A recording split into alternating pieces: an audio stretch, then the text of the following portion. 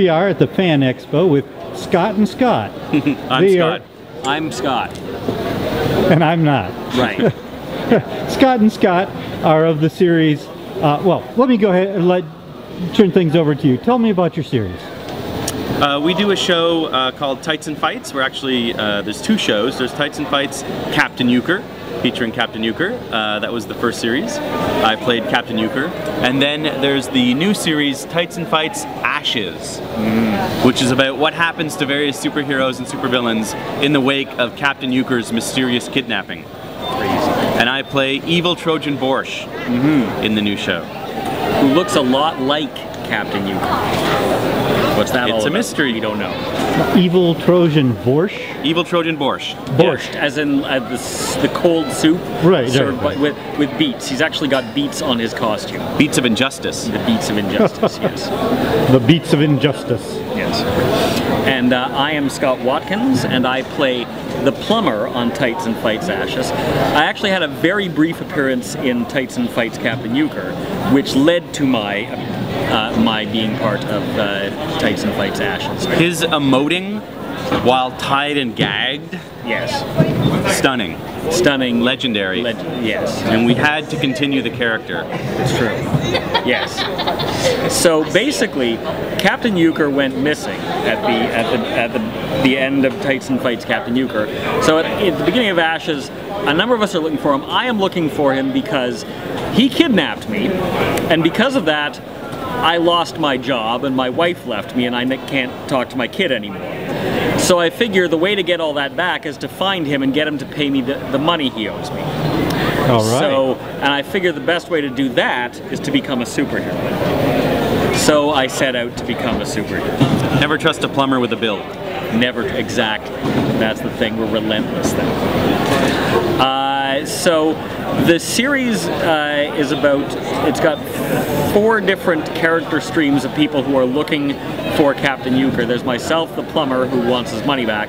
There is a fantabulous gal who is a former personal assistant to Dynagal, who turned out to be evil and crazy at the end of Captain Euchre. And because of that, she's in the insane asylum. Fantabulous gal is without a job. There is there is Major Faultline and Leopard Woman, who were the leaders of Ronin Force, a superhero group that Captain Euchre was a member of. At the beginning of this, though, their marriage is on the rocks, and the whole thing is kind of falling apart, and it's pretty much Captain Euchre's fault. Captain Euchre sent Major Faultline to jail basically as a prank, basically just as a practical joke.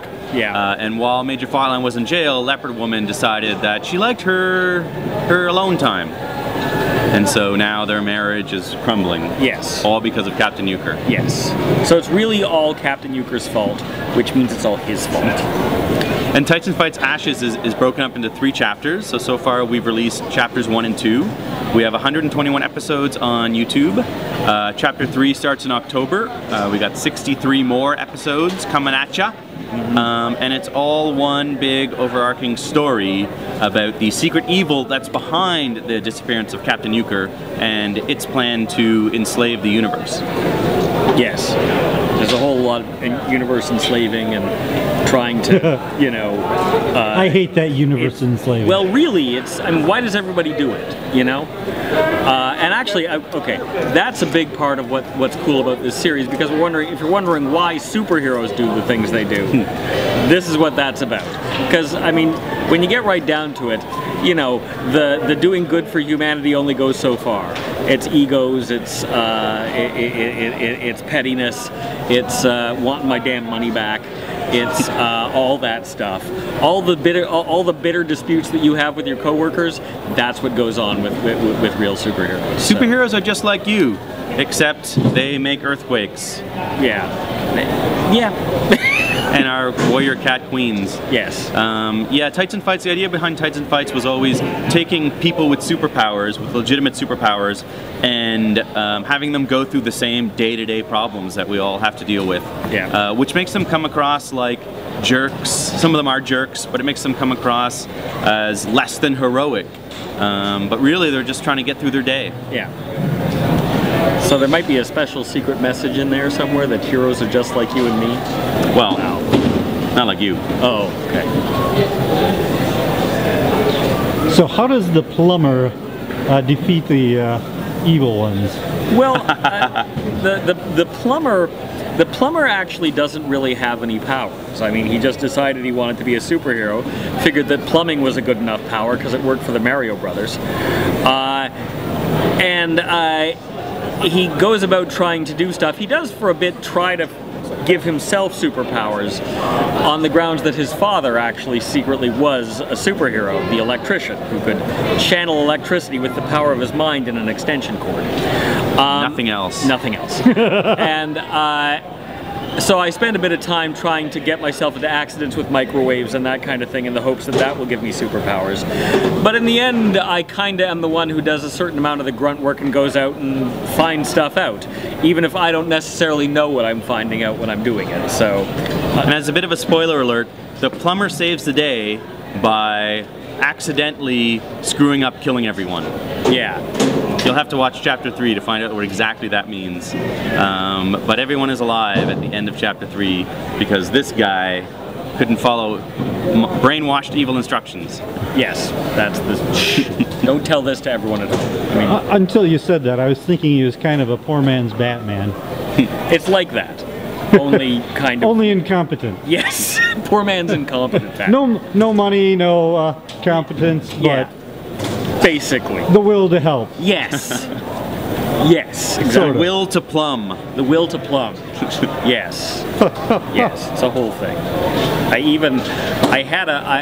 We even did a Christmas special this past year. That's awesome. And I got the chance to explain plumbing to the world, and you can see just how bad a plumber I actually am. By checking. The plumber gives you the gift of plumbing. Yes. Yeah. It's a whole... It's Christmassy. It's Christmas. It's Christmas. You know, it's for the kids. You know. Yeah. And what exactly was the gift of plumbing? The gift of plumbing, I had some plumbing parts and I explained to you how to fix something until a better plumber comes along. Oh, okay. So yeah. Yeah. That's a useful thing. Yeah. Yeah. It's fun stuff. How to keep the water down to just a few inches? How do you keep the water down to just a few inches? No, I'm saying you teach things like how to keep the water down to just a few inches. Yes, yeah, that kind of thing. As opposed to flooding the whole lot. Or packing everything in duct tape and steel wool. Steel wool. That's Steel another. wool. Steel wool is an essential implement to temporary plumbing. Yes. Yeah, you can really build up a wad of that. A nice solid wad of water slowing steel wool attachments. With the addition of duct tape. And a lot of duct tape. I don't even want to ask how that could possibly slow anything. The rather bizarre thing about this actually is that when we started writing this stuff, I knew nothing about plumbing. But since then I actually picked up some handyman skills and I know a few things now, so I know exactly how bad the plumber actually is. Before he had no idea how bad he was. And now I know much better. And what exactly is Captain Euchre's power? Captain Euchre was a world champion euchre player who was betrayed by his partner who was in debt to mobsters and left for dead on the side of the road. He was struck by cosmic energy. And the cosmic energy infused his deck, his euchre deck, with powers, infinite powers. And now he fights evil with the help of his cosmic euchre deck, which he can do anything that he can imagine. Yes. Assuming, you know, that he has the deck. Yes. Yeah. And what sort of things does he do? He lights his cigarettes with it. He takes all of his phone calls with it. He can make it grow bigger and smaller. He uses it to fly. He, at one point in the Captain Euchre series, he lives in them for a while. He turns them into a tent and lives in there. But he's really upset because he doesn't get cable. He can basically do anything that he can imagine with them. Yeah, but he's not very imaginative. But he couldn't imagine getting cable with them. No. Well, you know, you need the hookup. You can't just imagine cable. Cable's more than you could imagine. Yeah. Ah. Yes, really, yeah. So where is your series available? You can find it on TightsandFights.com, our main web series. All the episodes are hosted on YouTube, so you can go to YouTube and watch them. It's also a transmedia experience, so besides the main video episodes, all the different characters have their own blogs where more storylines take place on the blogs.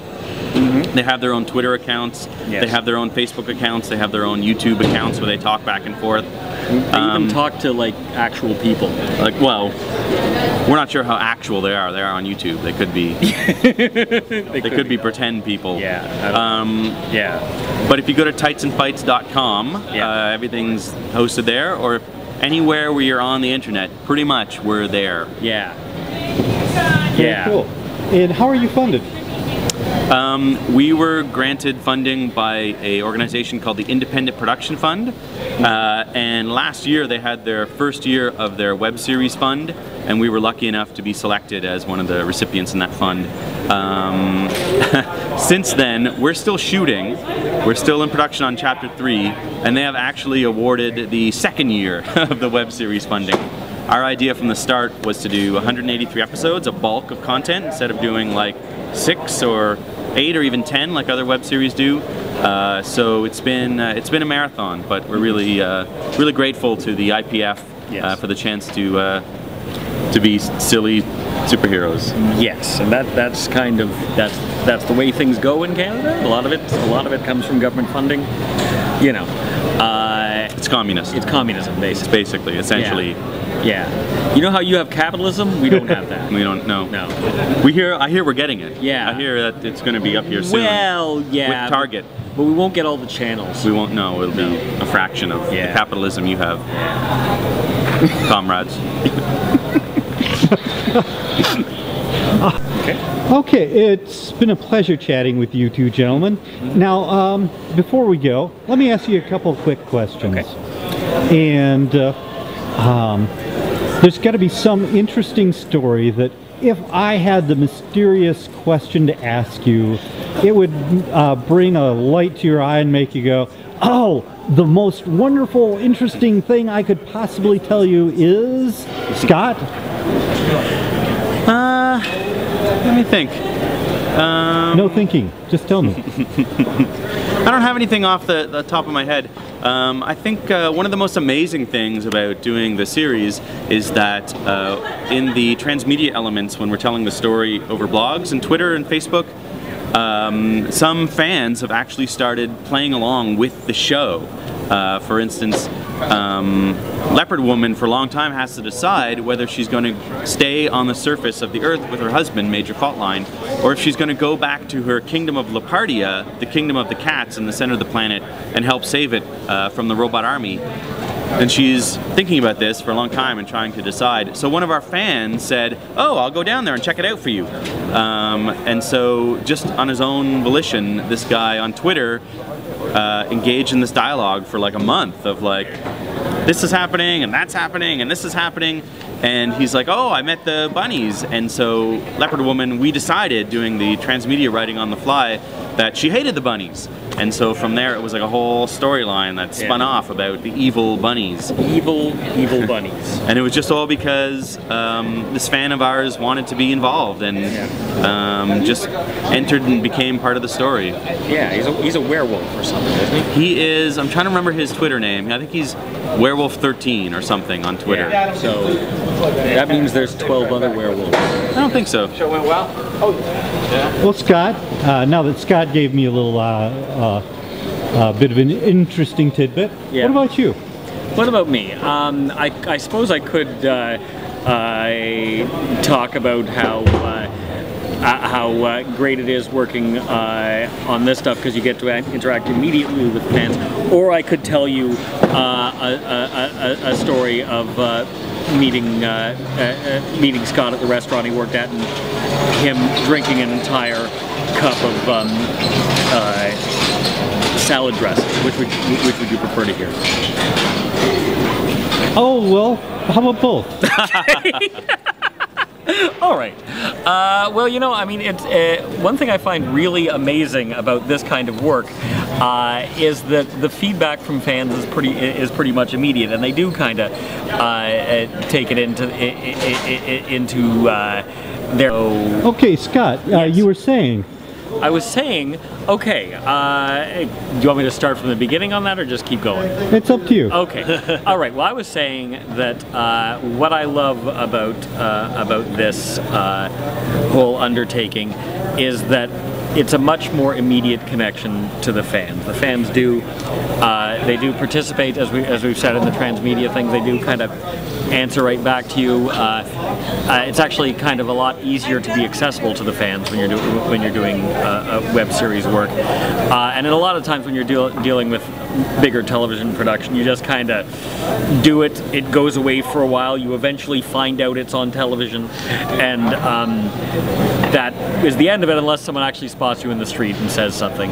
Which, you know, if you're not one of those people who's got a car to keep people from spotting you on the streets, you're probably not going to get spotted on the streets. So, but that's the thing. I mean, I really do enjoy this work, and I like the fact that the fans are kind of right there and feel involved in it and all that kind of thing. So it's a much more working on the web is a much more immediate way of doing television. So I really appreciate that. I think it's worth noting that a lot of the stories being told in web series today wouldn't be on television.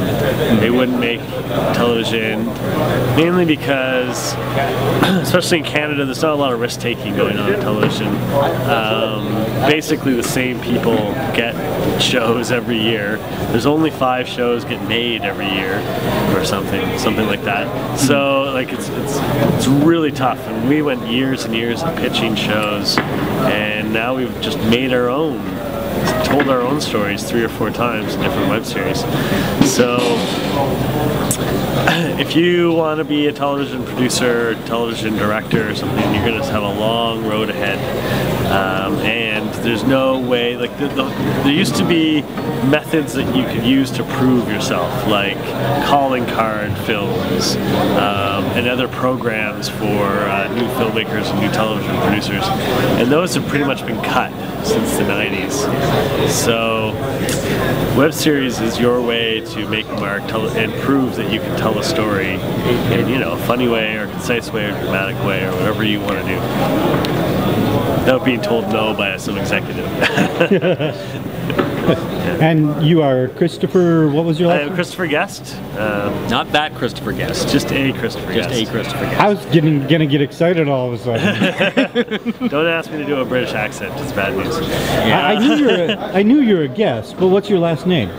Your badge says 2011 guest. Yes. Yeah, no, yeah. my actual last name is Guest, Christopher Guest. Actually. And the Princess Bride, Christopher Guest, I'm getting his email, so if you see him, Sweet. let him know. I have his email. Is anyone sending you like naked pictures of themselves or anything? No, it's mostly like high school kids saying things like, "Can I show Waiting for Guffman in my lunchtime film club?" You should say yes. I do. The answer to all these questions, you viewers at home, is yes. Anything you ask of Christopher Guest, the answer is yes. Yes. Well, Christopher, I asked Scott and Scott a question. I'm going to ask you the same thing. All right. If there's any, if I had one question to ask, and only one that would elicit the most amazing, interesting anecdote from your history with the show, what would the answer to that wonderful question be? So I have to make up the question and the answer? No, just make up the answer. Let's see here. You know, for me, there's been some pretty steep learning curves. We haven't done in our previous shows a lot of special effects, and so I had a day where I had to drive out to Mississauga and rent a quote-unquote a smoke machine. It was a smoke machine. It was CO2 machine. That's what it was. CO2 machine. Yeah. Which actually turned out to be just 2 tanks and a hose. So it wasn't really a machine per se. So I get to the place and the guy just looks at me. It's just like started shaking his head right away. You know, I had no idea what I was doing clearly. And we open up the back of my truck and these canisters of high pressure CO2. And he says, I was like, so do I just chuck them in the back here, or do I need some rope or something? I had no idea, right? Right. You have to go to the hardware store and buy ratchets. So I had to zip over to the hardware store and came back, and now I have all this CO2 and canisters in the back. But that wasn't my only stop. I then had to go get the missile from the builder. So now I'm cramming these missile pieces and the CO2 tanks. I'm going to do an hour-long drive. Never done anything like that before. They gave me a piece of paper. I was like, what's this? Oh, put it on your dash in case there's an accident or explosion. How's this piece of paper going to help?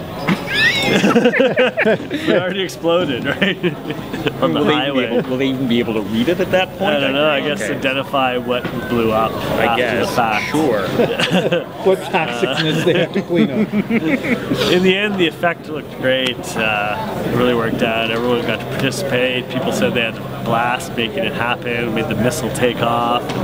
It was a fun episode for the closing of our first chapter. Yeah. But yes, you had to. Is that where Mr. Captain Euchre? Captain? Yeah, Captain Euchre. Captain Euchre. Is that where he disappeared? Actually, no. He disappeared in the first season. This was the end of the chapter for season 2. Oh, okay. First chapter. Yes. Episode 60, I guess. Yes. Yeah. And it's where evil Trojan Borscht had stolen a missile. As you do. So that was a prop in a bunch of episodes, and then at the end of the first chapter, he makes it take off. The missile, by the way, Barry. Had it Barry. He decided to call it Barry. Barry. The missile's name is Barry. The missile's name is Barry. Barry Missile.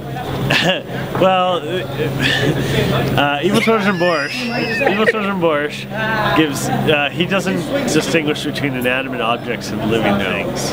So, in the very first episode, his chair is his friend until the chair makes him fall on the ground, and then the chair becomes his enemy. Yes. And then this carries on with the missile. The missile is now his new best friend, and he even hugs it at one point, which I think is hysterical when he hugs the missile.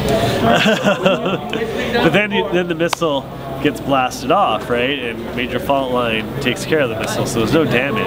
But he's lost his only friend. It's a very sad, poignant story. Yeah. And you should watch to find out how this all goes down. I have to ask. Yeah. How much did this whole escapade cost? Yes. Yeah. Probably about 110,000 have been spent now. Very cool. Over a year. Yeah. Which, you know, you think, oh, that's a fair bit of money, except that you got, you know, there's 3 business partners, right? We didn't get paid. We didn't pay ourselves. The crew, 20 days of filming, we averaged about $3,000 a day for filming. So that's $60,000 right there. Yeah. You know, that's before we even, you know, made the costumes, rented equipment, set locations, built sets. So money disappears pretty quick. Yeah. How much did Barry the Missile cost? You know, we got a great deal from Devlin Workshop. It's a fantastic prop builder in Toronto, and they cut us a really big deal. And such a beautiful prop, this missile. They were a little upset they only got to do 2 coats of paint, and it looks like it's been a missile sitting in a silo for 20 years. Like it looks like the rains hit it, drip marks down the side, rivets all up it, painted. Looks fantastic. I can only imagine if they had had another day to work on it, what it would have been like. But yeah, we were extremely happy with the way it looked. Very cool. So if you're looking for a missile, folks, if you're looking for any prop builds, Devlin Workshop. Check them Devlin out. Workshop. Yes. Well, thank you guys very much. Yeah. Scott, and formerly Scott, but now Christopher. I really enjoyed the interview, and I'm looking forward to watching your web series. Well, thank you. Thank you very much. Thank you very much.